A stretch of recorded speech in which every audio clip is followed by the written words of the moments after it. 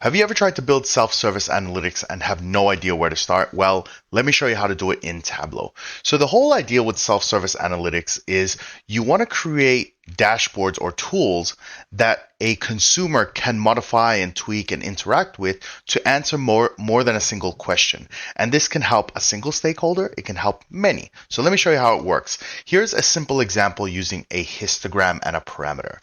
So we're going to first build a histogram. By the way, this data set's available in the description below. I'm going to create one of sales, create, I'm going to go bins, and I want to make it bins of 100. So if you're not familiar with histograms, I have a video on that on how to build it. Feel free to check that out. So I'm going to go 100. I'm going to bring that into columns. Then I'm going to count the number of row IDs. Like so, and count. That one right there. Count row ID.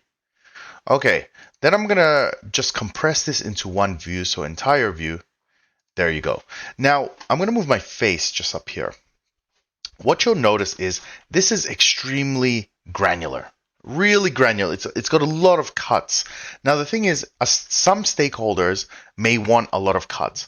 Others don't. Others want it in groups of 400. Others want it groups of 1,000 because some need it for a presentation, or some need it for a director, or some need it for operational uses. So basically, the self-service analytics is giving them the option to make that change. So one thing we can do is add something called a parameter. Let's go up here and go create parameter. And basically what this is going to do is we're going to connect this with the bin that we created, and that'll be a button for stakeholders to press and change themselves. So we got here parameter 1, sales bin change. We're going to leave it as float because it is a number, and we're going to create a range. Instead of them being able to type whatever they want, we're going to do a minimum of 100, a maximum of, let's say 4,000, and a step size. So how much can you increase this? We're going to do 100 at a time. There we go. And we're going to go OK. So we now have a parameter, but on its own, it does nothing. So we have to go here to the sales bin that we created before. We're going to go right click, edit. And we're now going to connect this. Instead of typing in 100, we're going to link it up with the parameter. So we click that. It is now linked up, and we go OK.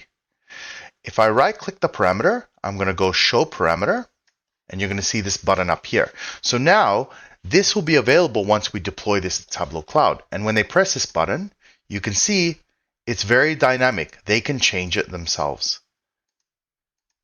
This is just one example. Other examples are we use filters or date ranges or dashboard actions or filtering in the dashboard. There's heaps of ways you can make self-service analytics. This is just one simple example. By the way, I teach parameters, I teach dashboard creation, how to build interactive ones, all that stuff on my website on Jellyman Education. It is in the description below. Hope you guys enjoyed this video and see you next time.